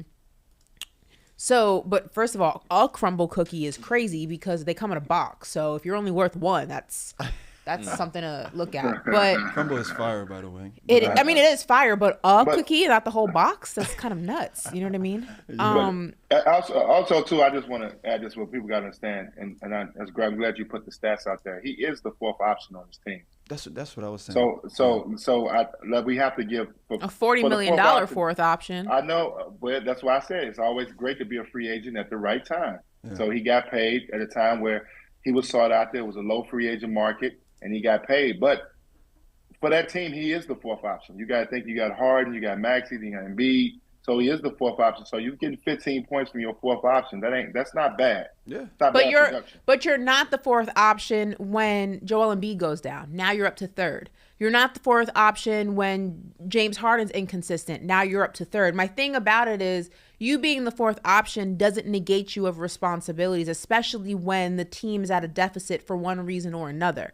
He goes missing in games. He is a non-factor in games. Mm-hmm. He is not even a factor in a game. He's not even a factor in a game more times than he's not. I could make that argument that, okay, he goes missing in some games, but 9 times out of 10, he's present. He's not. So I'm not saying that he is at fault for what he's getting paid, but I can understand the frustration of you have a $40 million fourth option who disappears when you probably need him the most. Mm-hmm. That's why Jimmy Butler famously said, Tobias Harris over me. Like, it's an insane contract for a player you cannot depend on.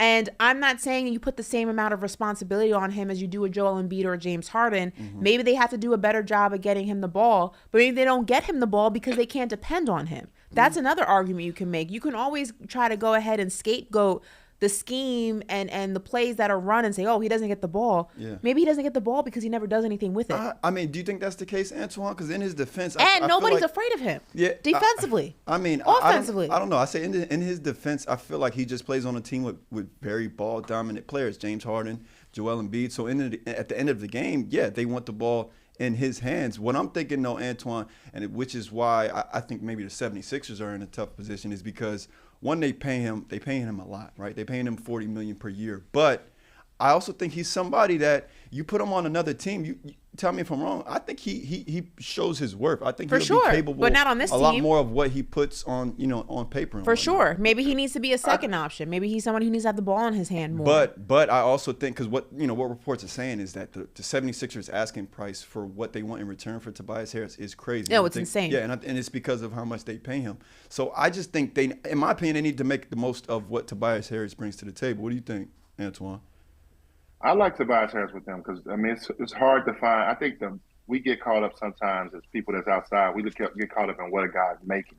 Mm-hmm. And when, so I don't take away from his ability, his agent, being a free agent at the right time, he was able to get, a big deal. So you got to take that out the equation. On this team, he is going to be the fourth option regardless. Just look at he's not going to get the ball. Any coach is not drawing up something before those three other guys. It's just not going to happen. So it doesn't matter about his pay, and I think that's what people look at and address first. Is he's making $40 million, so his production should be XXX. No, it's the role that he plays in the team. He does a terrific job, I think, in his role. If they want to expand that and put more onus on him, maybe guarding the best player on the other team or doing some other things, then that's fine. But I think he's fine. I think it's just don't discredit a guy for being able to, in the free agent market, when it was time to be a free agent, he was able to get super max money. Mm-hmm. You know what I mean? So you can't expect that type of production. But I think he's been great for them. And it's hard to find guys around Harden and Embiid that could be effective and still produce. And he's done a good job of doing that. 15 points a game with those guys, 2 ball-dominant guys, is actually pretty good. Yeah. You would call him an effective player? Yeah, like Antoine saying, 15 points a game and you're the fourth option? It's tough. It's some third options. James Harden. I gotta look at you all keep talking. I gotta look at his actual points in series because 15 points per game is an average. It doesn't really tell the whole story. But I'm listening. Go ahead. Let me help you out. Let me give you an example. So when I played for the Heat, Shaq and D Wade were the main focal points on the offensive end. When I got traded and signed as a free agent there, I was averaging 20 points a game in my career. Yeah. I was no way I'm going to average 20 points a game when I went to play with Shaq and D Wade, where everything is going through them. Mm-hmm. So I had to figure out, if I'm going to touch this ball 10, 12 times a game, I got to be efficient. Mm-hmm. I got to try to make these opportunities count. So it's tough when you're playing with 2 other superstars and trying to still get your numbers. It's tough to do that. So I think Tobias Harris has done a terrific job of doing that. James Harden, we know, can hold the ball for the whole shot clock. That's what I'm saying. No Embiid has to touch it. Yeah, and then let's not talk about Maxey. It's that's not to mention Maxey too, who's kind of he's turning into that type of player that needs. By the way, Maxey's due for a contract. Let's not look at averages though, and let's not because the average doesn't tell the whole story sometimes. All right, let's talk about the game that they lost against Boston, 102-114. He had 7 points, a minus 18 on the plus and minus, okay? In the game that they won against Boston, he had 9 points, a non-factor, okay? A non-factor in a win, all right? In the game that they won against Boston, 115-103, I believe that he had a better game. He had 16 points because I believe that was the game that James Harden went missing, if I can recall correctly. In the game they lost against Boston, he had 2 points. You have a $40 million fourth option giving you 2 points in the playoffs, and I'm supposed to believe that he's an effective player? Come on now. Can you go back to that last game? It is crazy. He played 42 minutes that game. He played 42 minutes and gave me 2 points as a $40 million player. Fourth, I don't care if he was the 25th option. He did 7 shots. It was so he 7 shots. Made 1 and he took a 3. So on a 42-minute game, you gave me 2 points. Those 2 points probably came from the free throw line. Yeah. Like, be for real. That's not. We can't keep I'm not saying that he's at fault for what he got in the free market. Get your money. If you can finesse the system and don't let it finesse you, I'm here for it. But this whole he's productive and no, it's not. It's absolutely not the case. 2 points in 40+ minutes in the playoffs. Yeah. You're on the court for almost the entire game. That's unacceptable. I'm sorry. I can't give him that. I hate to say this, but he had a great series against Brooklyn. He had 21 points, 20 points. 15, I could have had a great 25. Series against Brooklyn. Oh, come on. Be for real. Come on, Ashley. You know you're taking that. I don't know. I'm not giving up on Tobias Harris just yet. Like I'm with Antoine. Listen, he's a good piece to the puzzle. That's what I say. The numbers speak for itself. I'm not going to sit here and dispute the numbers and say that he didn't produce when he had to. But I think he's a very good piece to the puzzle. I like him as a fourth option. I don't think too many teams in this league would not take him as a fourth option. He's a guy that can play multiple positions. He's not going to hurt you. It just depends what role you want to give him. We can't talk about this. Sometimes you can't get mad because he was able to, like you said, finesse the system as a free agent and get max money, and he's not in that position to put up max numbers. But 15 points a game with those 2 guys who are very ball dominant, James Harden and Embiid, is pretty good. Yeah. I called Tobias Harris an upper echelon role player. Could you co-sign that, Antoine? An upper echelon role player, I think he's an upper echelon role player. Yeah. Did you not hear the numbers I just gave you? He's in. Did you But a hear the role numbers player. we gave you during the regular season? But and what I'm postseason, saying though? is first of all, the regular season, when it comes to the playoffs, the regular season doesn't matter.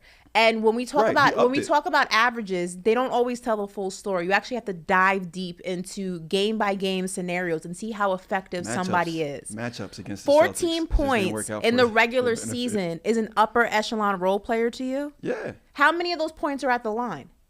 No, he's not a guy that's just drawing fouls But I'm like saying, but you have to dive in and actually look at the numbers and how many were at the line, how many were in the open court. It's not 14 points per game on average can be manipulated a variety of different ways. How effective were you in changing the course of the game? And more times than not, he is a non-factor. But actually, I do want to point out, in 74 games, he only made less than 10 points 15 times. I just did a general That's count. solid. Okay. No, was he shooting from the field? I think that's a testament to like his efficiency. What's his efficiency? And then, but let me From ask the something: field? Are we judging him off his contract or just No, basketball? I don't care. Listen, at the end of the day, I'm shoots over throwing the 500. $40 million in there just to say that he's getting paid a lot, but I'm not knocking him for getting that contract. I'm simply saying, based on the quote that he gave, you would think he was a lot more effective in the course of a game, in the course of a season, in the course of a series than he actually is. I'm not going to knock somebody for ever getting their money and finessing the system. I'm here for it. But let's not go ahead and make it seem like you're the second coming of Jesus Shuttlesworth and you're out here really changing the course of the game. You're not. You're inconsistent and sometimes, most of the time, half the time, a non-factor. And that's really what it comes down to for me. Yikes.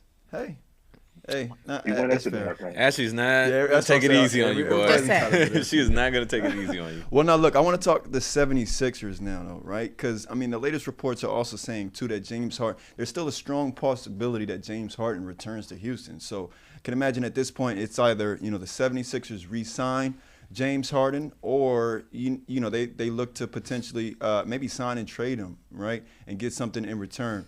But if you're the 76ers right now, Antoine, are you committing to Tobias Harris and James Harden? Because what this essentially do is kind of put you in the luxury tax. We know what that does and whatnot. But, like, it'd be a big commitment to commit to all of those guys that are basically were all on the team last year. I feel like you would be doubling down to chase just another championship. Do you think they should commit to both of those two? It's tough. I think what Philly has to, can you get over the hump with James Harden? I think you have to, he's the guy, can he be the guy to get you over the hump? Mm-hmm. That's a conversation I'm having with my MVP, Embiid. Does he feel like that's a great running mate for him? I want to have that conversation with him first of all. And if he feels like Harden is the guy with him and he trusts Harden, then I'm going to go with him. My thing is this. We saw Harden in Houston, and when he was the man, he couldn't get past Golden State. They put a team around him. Now we're watching him now in Philly with Embiid, and now they seem like they can't get to the finals. So it just depends. It's nothing against him. Harden's a great talent, a great player, but he's coming up on a situation now. Are you going to pay him for 3 or 4 more years at a big number, at 30 plus a year, and you don't get over the hump? So it's a major decision to make. I just go with the track record, and if I feel like I'm not better than the Boston Celtics, the Milwaukee Bucks, I have to make a move. Yeah. That's what Philly has to do. They have to decide, can we beat the Boston Celtics? Can we beat, the Milwaukee Bucks in a 7-game series with the way our roster is already put together? Because you ain't going to have much wiggle room with all these guys. You got to think about, you got 3 guys. I think Tobias Harris making big money, Embiid's making big money, Harden's making big money. So who are you going to be able to add to this team? Maxey's coming up on a deal. You got to take care of him. Yeah. So can this group get over the hump? That's the decision that they have to make with Nick Nurse. Can I get this group over the hump? Yeah. And I don't know that. That's something that they have to look and know if they're going to be able to do that. Harden ain't getting any younger. He's getting older now. This is a guy who's a one-on-one player. Does he fit the system and style that Nick Nurse wants to play? All those things factor when you're moving forward because this is a different coach. It's not going to just come and run the same system that Doc Rivers ran. He's going to run a totally different system. Right. Does he fit well into your system? So all that stuff would be an interesting thing. But it's big numbers, though. Harden has put up numbers. He's going to demand a big salary. Mm-hmm. Depends if they feel like they can get over the hump with him and get to the championship. I just don't believe in James Harden anymore. I just don't know if he's the piece that the 76ers team needs to take them over the hump. it became clearer than ever before in that last series. Your MVP is down, you're next man up, and you couldn't do it. You did it once and you couldn't do it again. It's not the lack of skill. Yes, his game has changed a little bit, but the skill is still there. It's the lack of consistency. And I don't know if the lack of consistency is because his game has changed in aspects, or the lack of consistency is because he just doesn't care. Yeah. And there are times when him and Embiid are on the court together, and you can almost see that Embiid sees the lack of caring from James Harden and is frustrated by it and is annoyed by it. I don't know how you combat that. It seems his game has lost a lot of its substance. It's a lot of flash, it's a lot of dribbling, it's a lot of cool handles, but there's no meat to it when you need there to be meat to it. And there was a moment where he left Brooklyn, he went to Philly, and you said, okay, this might be the situation he needs to get back to James Harden of Houston. Right. You know, he was hurt in Brooklyn. The situation behind the scenes just was a disaster. This might be what he needs. He's going into a stable situation. Doc Rivers was there at the time. The team, the 76ers as a whole, yeah, they may need to fine-tune some things, but it was a solid team. It was a functioning team. And he still wasn't able to make it work. Not only from a team standpoint, but as an individual, was not able to make it work.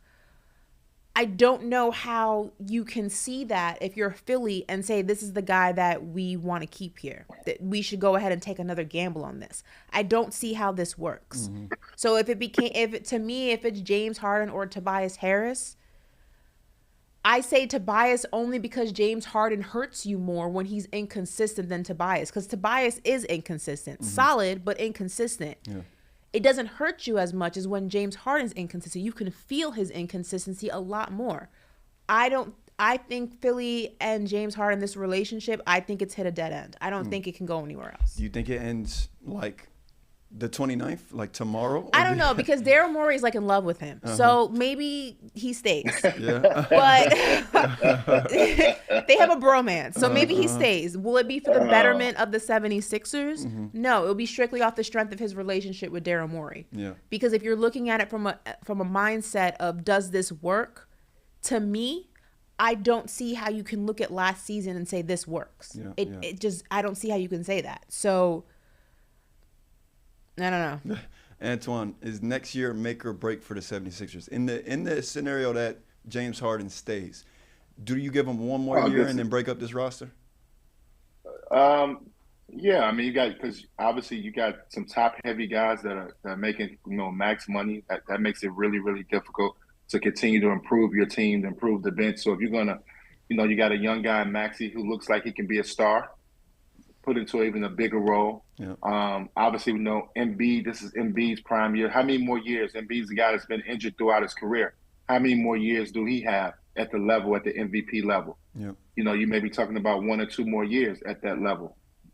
I'm just basing how his body has been. He's injury prone. And he's also he can stand. He may miss some time. Yeah. And then Harden's getting older too. 33. I mean, Harden's a ball usage guy. He's been, a ball dominant guy. Can he change his game and allow somebody else to come along? Can he play a different way? See, sometimes when you only can play one way, it kind of hurts you. Yeah. In a lot of sense. And that's kind of, we saw this with Melo. When Melo had to come off the bench, is because he's a scoring guy. Yeah. So, you know what I mean? So that's why he's had trouble sometimes when you saw Melo towards the end of his career, they had to bring him off the bench and find different ways where he can be effective because he's such a unique scorer. It's the same thing with Harden. He's a unique scorer. So it's only one way he knows how to play.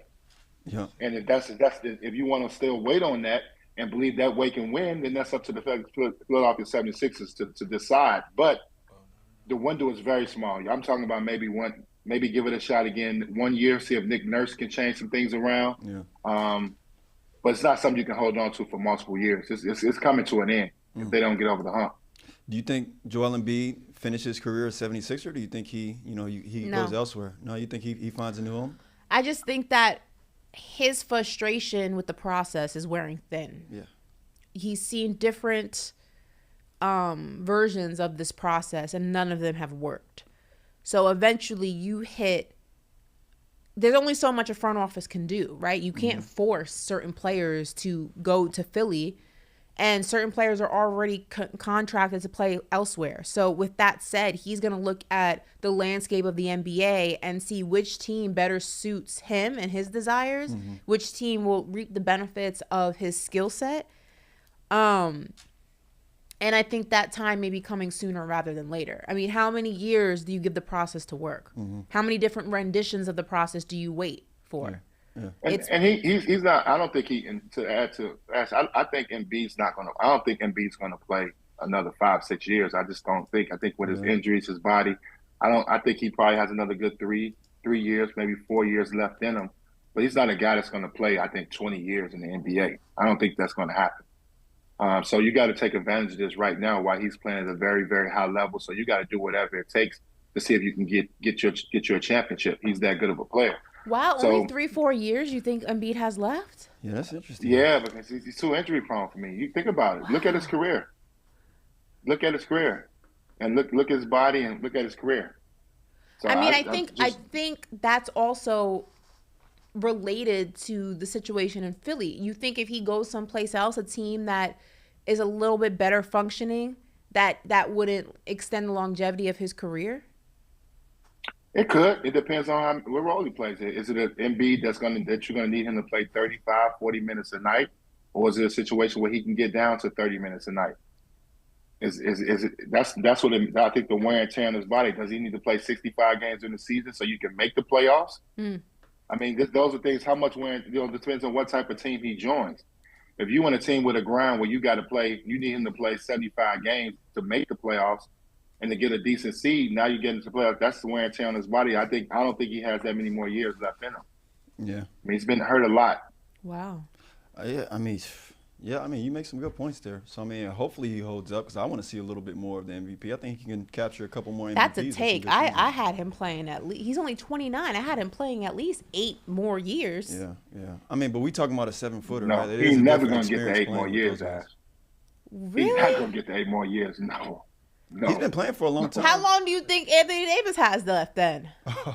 Yeah, he probably if got we're talking injury prone. I say if Joel Embiid got 4 or 5, then Anthony Davis AD should be retiring tomorrow. Got a season. He's gonna retire halfway through next season. AD probably got a couple more. Couple more too. Jeez. Yeah, probably a couple more. Yeah, we'll see. You gotta think, Ash. You can still play and steal money, but I'm talking. Not steal money. I mean, towards the end, we all try to steal money. Any player try to steal money. You know what I mean? At the end, if you can steal a year or two, that's good. But I'm talking about playing at the highest level and competing for championships. Those windows are small for those guys.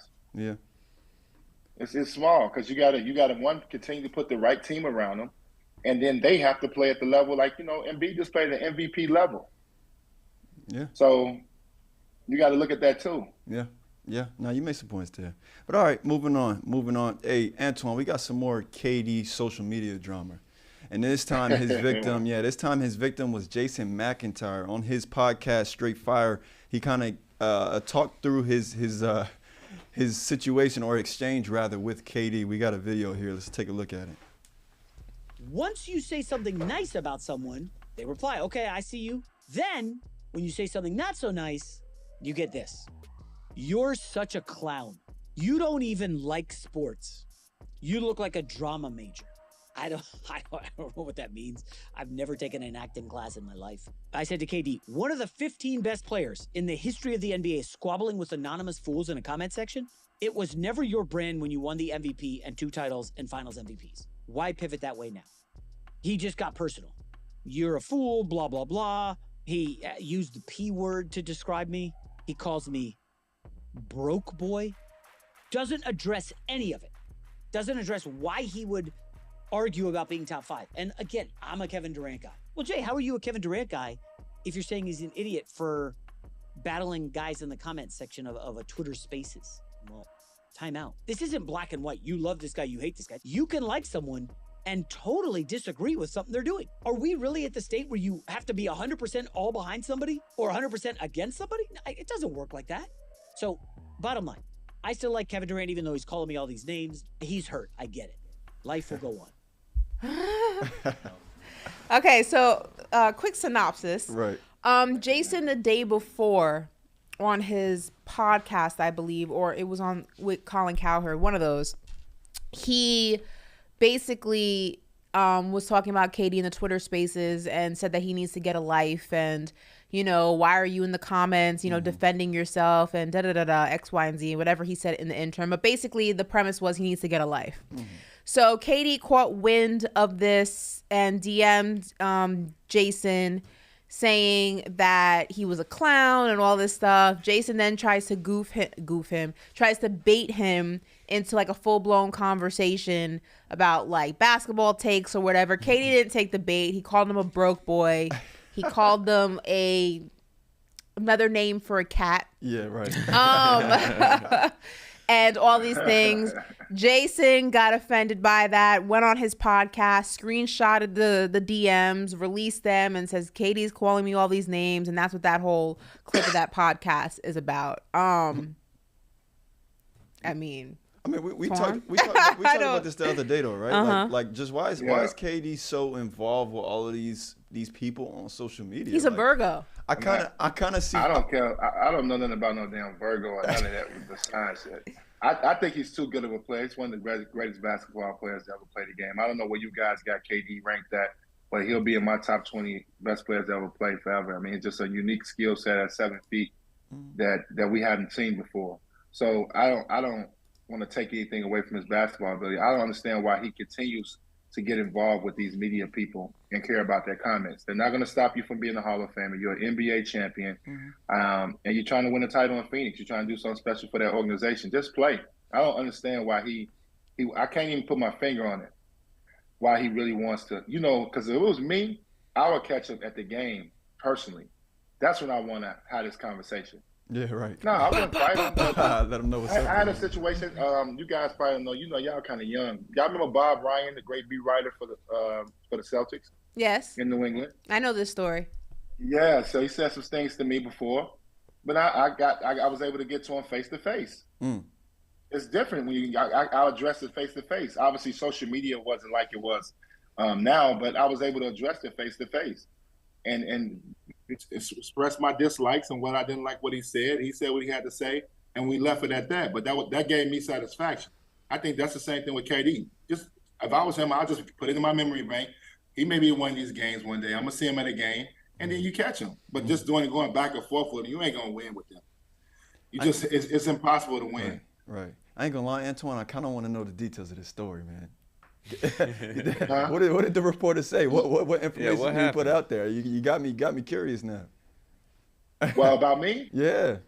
You know, he was a beat writer, so he followed the team. So he just started, you know, it's a different. He started talking about my personal life. So I told him, I said, listen, let's just keep it in the essence of basketball. If I go 1 for 15, talk bad about him. I don't care about that. But he started getting into my personal life and things of that nature. So I stopped him in his tracks. So I could understand how some media could get under your skin sometimes. But I just think for KD, he's just too good of a player.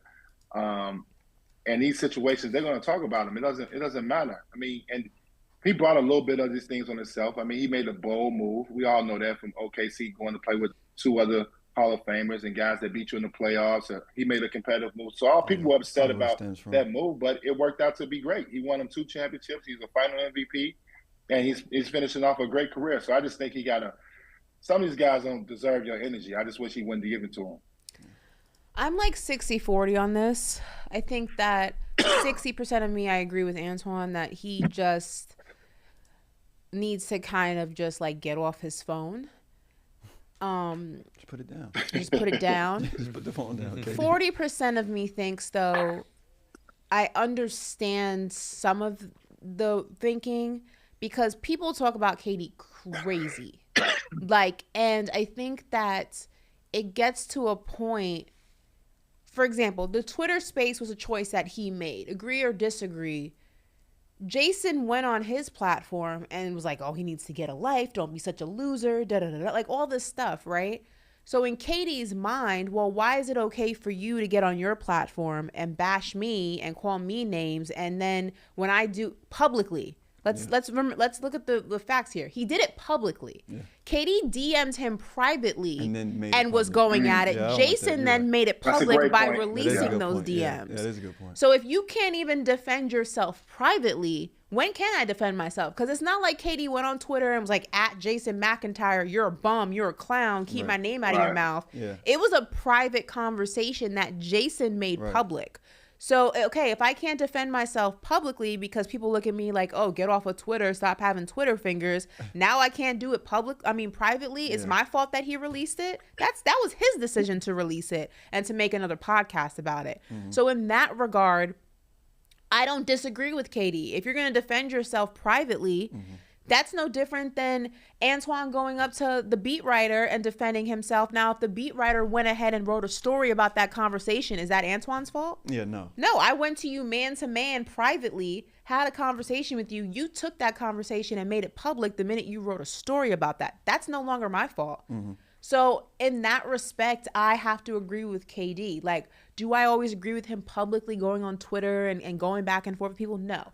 I think that he's reached a level of status he shouldn't even be worrying about that. Mm-hmm. But when it comes to privately addressing your beefs with people, he has every right to do that. And it's the decisions of the people on the other end of that looking almost for clout and for their 15 minutes of like, oh, KD, I got him riled up in my DMs that make it public. Yeah. And some will say, well, if you know that's going to be the outcome, then don't DM him. But it's every much in his right to have a private conversation with someone. Jason wanted his 15 minutes and he got him. Yeah. That's not KD's fault. That's a great point. I didn't think about that. Yeah, no, for real. Yeah, Antoine, I'm with you. I didn't think of it that way. No, I was just saying he's clearly just clout chasing. Yeah. Like, if anything, if I was KD, I wouldn't even message him at all. Who's clout chasing? Jason. The guy. That's clear clout. Yeah. He posted the screenshots on Twitter on a podcast like he was Mariah Mills. Yeah. Like he was Mariah. It's like that's like insane. We're screenshotting. You mean the legend, we're screenshotting DMs now as grown men. That's crazy.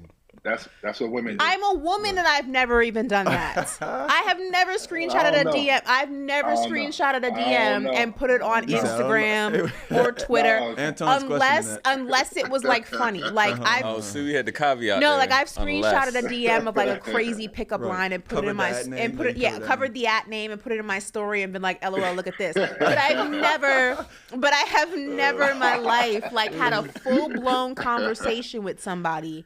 Like full-blown conversation with someone, a private conversation, but via text message, DM, and put that out on social media. That's an insane thing. That's so insane to me. And it's even more insane as a grown man to do that. That's crazy.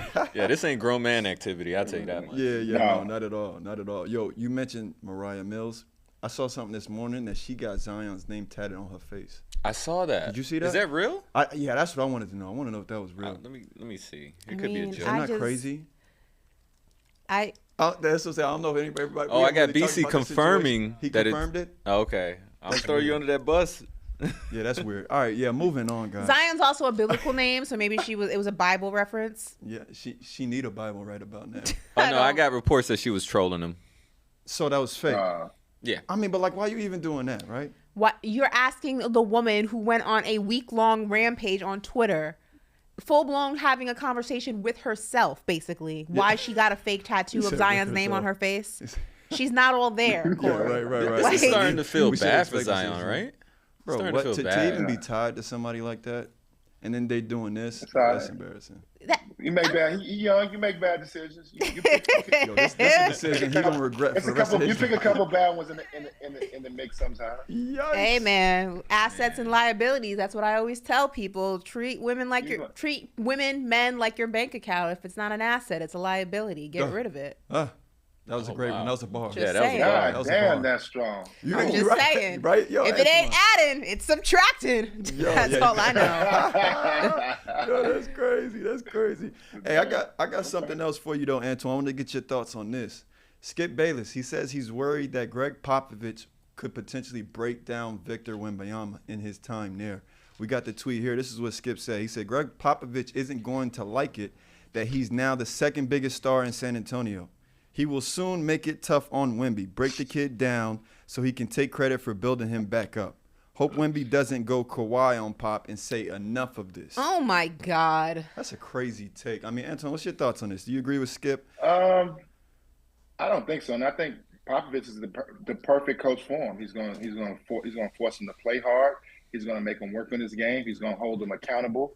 That's what you should want, especially as a young player. I played for some demanding coaches. I played for Rick Pitino. I played for Pat Riley. Those guys are demanding coaches that make you work and make you earn everything. And Popovich is in that category. So why wouldn't you want to play for a Hall of Fame coach, somebody with his stature who's won championships, who's coached two of the greatest big men to ever play the game, and Tim Duncan and David Robinson. So it's actually a win-win for big fella, for Victor, to be able to play for a guy like Popovich, because he knows how to handle big men on the basketball court, and he knows how to handle superstars. Yeah. Skip is dramatic. Now, is there some truth to what Skip said? Yes. But is that going to happen with Wemby? No. When we interviewed DeSean Jackson, Big Stack, for the first episode of I Am Athlete, we spoke about this very thing. And we also spoke about the interview he did with Matt Barnes on All the Smoke with DeJounte Murray before he left, when he was traded to Atlanta. Yeah. There is the Spurs organization does give a harder time and try to break down certain type of players, but those players aren't Victor Wembanyama. Those are players like Stack, who may not come from the most, desirable locations, and they have a little bit of a backstory. They try to break them down and rebuild them to implement the Spurs way, if you will, kind of like how the Patriots do it in New England. But that's not going to be the case with Wemby. He's an international player. The Spurs and Popovich absolutely love international players. And Stack himself said Tony Parker never had that problem. Ginobili have never had that problem in the Spurs organization. So while there is some truth, that only applies to certain players, and Wemby is not that type of player. Yeah. I wanted to ask you, Antoine, because Summer League, is coming around soon. What I wanted to know is, because taking from what happened to Chet Holmgren last year, if you're the Spurs, are you playing Victor Wembanyama in the Summer League? Like, is it worth getting him up to speed with like NBA speed, or maybe some young guys for real, because those are normally the teams that are in the Summer League. But is that something that you're willing to do, or is it too risky seeing what happened with Chet Holmgren last year? It depends. I think if it's specific things on his body you want to work on, and most of these teams practice really hard before they head to Summer League. They usually, practice for a week. That may be the time that we get a chance to look at him. We just have him in regular practice, and you may not play him in Vegas. But what makes him an exception to the rule? We've seen every other number one pick play. You're right. You know what I mean? So, we've seen, so put him in the fire and see what it is. You don't have to play on big minutes. You can play on sparingly minutes. You can decide however you want to do it. You can put him on a minute. I like a minute restriction, just getting his feet wet, type of situation. Or play him a couple games and shut him down. We've seen that a lot where teams let guys play 2-3 games and then they shut him down for the rest of the Summer League. So that's something that you want to do. But I don't think he should be an exception to the rule of being able to play. I mean, this is number one pick in the draft. I mean, obviously as a fan, we want to see him play as well. And I'm sure they want to see what they got too. It depends on how the practice is going. If you're going to have real intense practices to get leading up to that, and you've seen enough as an organization what he can do and what you got to work on with him, then obviously you don't have to play him in Summer League. But if you want to get a little taste of it, a little feel, you don't have to give him the whole Summer League to play. Just make him play 2-3 games and see where he's at. And you can shut him down after that. Yeah. Because you always got preseason, right? For sure, yeah. What's really the difference between you're a guy who played in the NBA. What's really the difference between Summer League and preseason? What's the difference there? What are the coaches using those times for? Well, the Summer League is for guys trying to make the team. You're trying to find that, that 10th, 11th, 12th guy. Okay. And maybe if you got a rookie that you want to see play, give him some playing time and it's for trying different things with your young players. Training camp is totally different because that's full blast. All the veterans are in. You coming in for ready to go. I mean, you implement your style of play. You implement plays. You want players to be ready to go when you get to veterans camp. So Summer League is an experimental time, and you can mess around with a lot of different things, and you don't have to worry about it because the games are not meaningful. Coaches don't care about winning or losing. They may just want to see something. They may play you out of position. Yeah. They may tell Victor to be the point guard. the whole game. That'd be wild to see. I mean, I know it's probably not going to happen, but Yeah. those type of things happen in the summer league. You're trying to figure out different things. Once you get to veterans camp, no, it's all business then. You're trying to build something. You're trying to find rotations. You're trying to find a good mixture of players that can play together. But I think with Victor, obviously, I think they're going to be very careful. You got to think Popovich is coach centers. I think he could have went to a better spot. You know, having David Robinson and Tim Duncan, he's coached those type of ball players, centers, and guys with high expectations, so to say, for the season. He's one of the best coaches that knows how to handle that. And y'all know Popovich is going to take a lot of pressure off him. You know that. Popovich is going to be in the media. He's going to keep the media off of him. He's going to do everything he can to protect this young kid. So he'll get all the opportunity to grow into being a star. Hey, with him training with Derrick Henry's training now, I don't even think injury going to be a concern. Oh yeah, you didn't get to see Antoine. It's at the top of the show. Swole. Yeah, but Victor Wembanyama, he's training with Derrick Henry's trainer. So maybe he'll work on his body, huh? Yeah, to work on his body. So maybe he'll be able to pack on a couple pounds and whatnot. But, anything for Antoine, though, before we let him go? Ashley? Real quick, we have some breaking news from Adam Schefter. As of an hour ago, a handful of NFL players, including Colts cornerback and kick returner Isaiah Rodgers, are expected to receive a season-long suspension this week for allegedly gambling. So we can dive into that. Into more depth tomorrow when we get some information. But a handful of NFL players, not just all from one team. As you guys know, the Detroit Lions are also dealing with a handful of their players missing 6 games in the upcoming season for gambling. Now our information is coming out. There's going to be a season-long suspension for a handful of additional players. Like I said, including Colts cornerback and kick returner Isaiah Rodgers.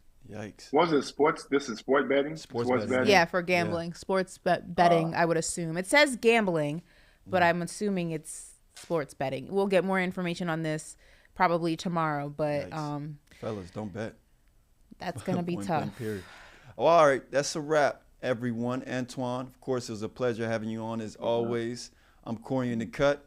Ashley Nicole Moss. I got Woo out west. I got BC in the booth. And Mysterious Mander Legend is somewhere in this world. Yeah, somewhere in this world. But yep, that's it for today. So next time, good people, we'll see you later. Bye, y'all. Appreciate it.